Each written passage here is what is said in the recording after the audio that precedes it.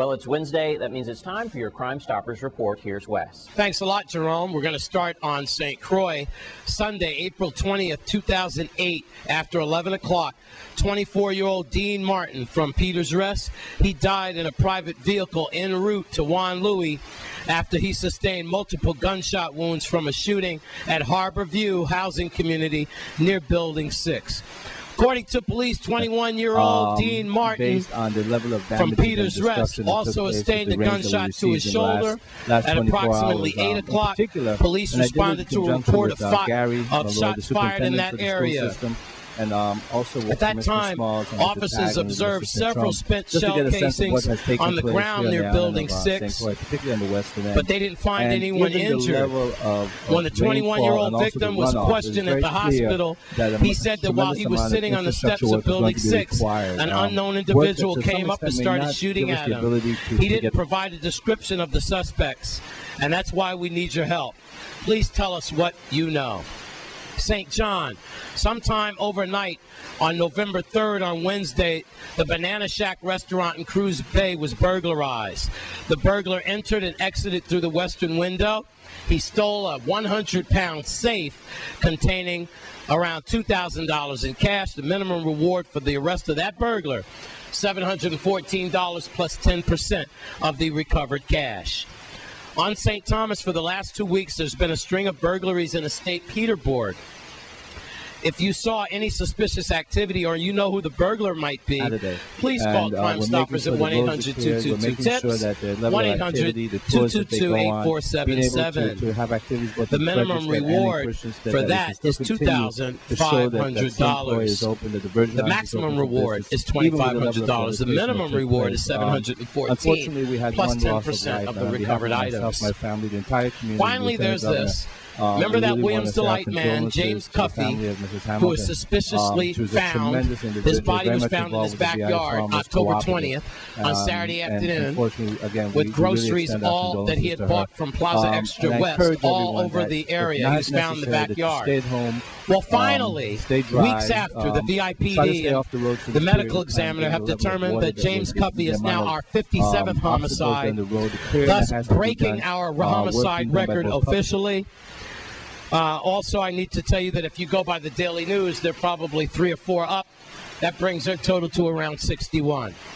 As soon as this reporter got to the scene and I knew about those grocery items that were found all over and that missing truck, we knew that it had to be leaning towards homicide.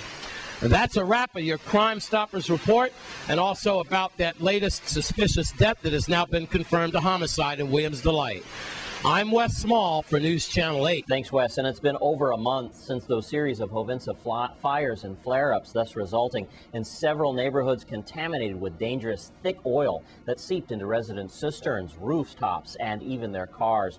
Who knows what the long-term effects are to their health. A town meeting will be held this weekend to address the situation with Parents Positive Nelson and Wes Small. Thank you very much, Jerome. There's going to be a very important town hall meeting here with Senator Positive Nelson, and he's going to be talking about the Hovensa flare-ups that we've had recently in the last few months. And before we do that, I have to tell you that because of this inclement weather, several government agencies have shut down. I believe into tomorrow, we're going to continue to assess all road conditions so we can determine the overall effects of the torrential downpour. We're going to be working directly with the Virgin Islands Territorial Emergency Management Agency and FEMA to determine the overall damages and whether the declaration it will be in order for the territory. So let's get right based to on the initial assessments that we've been able to look at thus far, I do believe that we're approaching that threshold over several areas like Ginger Thomas, Strawberry, Williams Delight, encourage the community to adhere to the warnings that are issued by the National Weather Service, along with Mark Wallace being contaminated and so forth.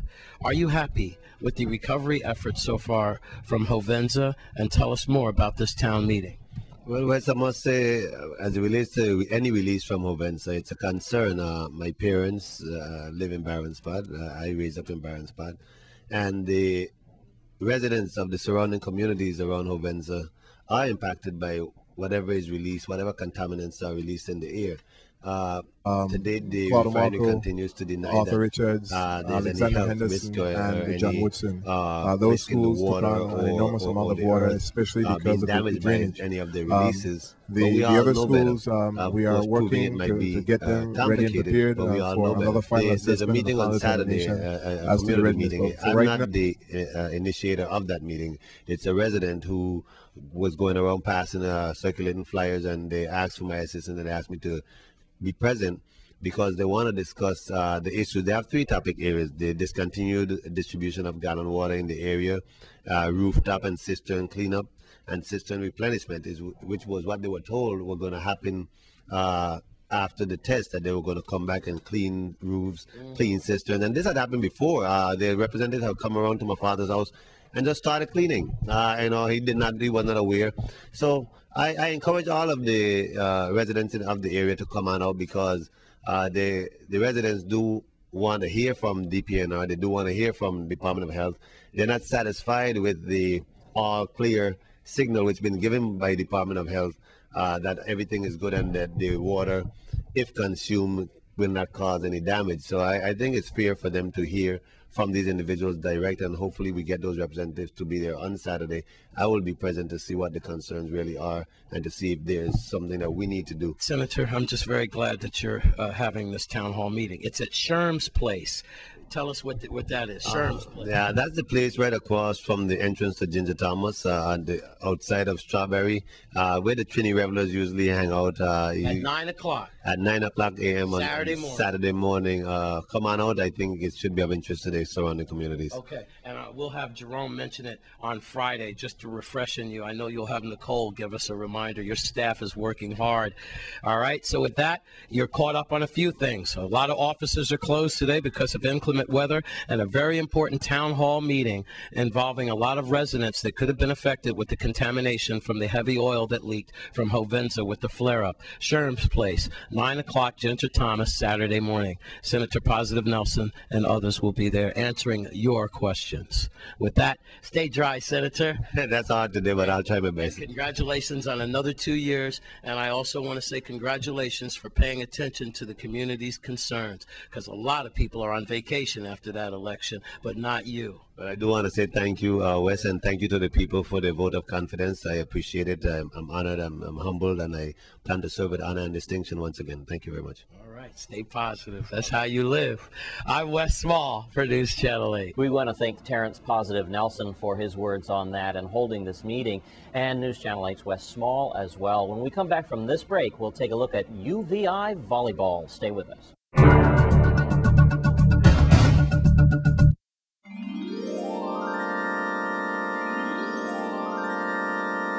And in your Sports 411 update tonight, we take a look at the University of the Virgin Islands volleyball.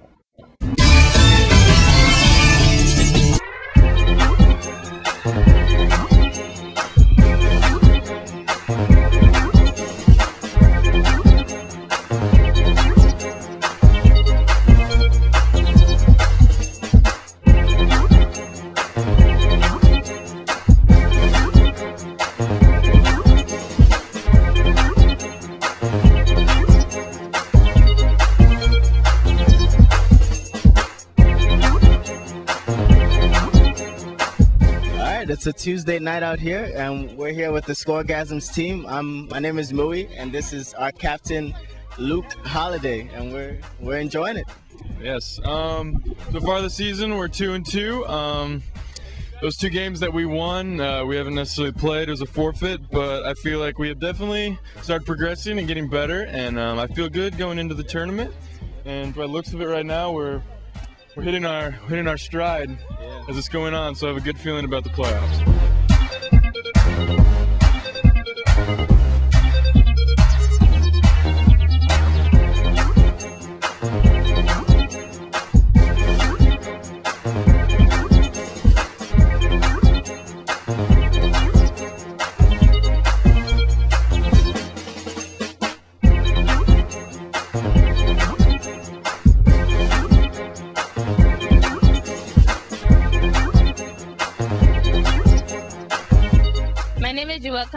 This is Lanisha Farrell and Derek Towers, and our team name is called Score No More. He's the captain, I'm the score captain. Yes, so far we haven't won a game yet, but we're having fun playing. Our team, we don't have no professionals on our team, so all of us are just playing to have fun. So far the season is going good, you know. The other teams are quite competitive, you know. Our players, they're getting along. Some of them couldn't play, but they're slowly developing and getting better as they play. So, yeah, it's a good experience.